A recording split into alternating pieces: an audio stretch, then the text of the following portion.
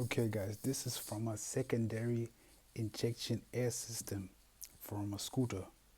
So on this side, you put your vacuum hose, and my question is, when there's vacuum, then this both should be passing air through.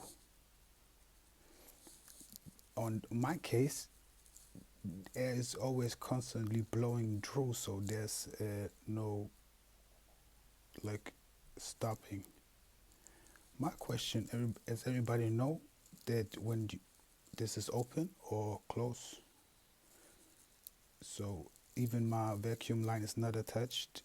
This line is always open. Maybe somebody got a spare and tested out for me. So yeah.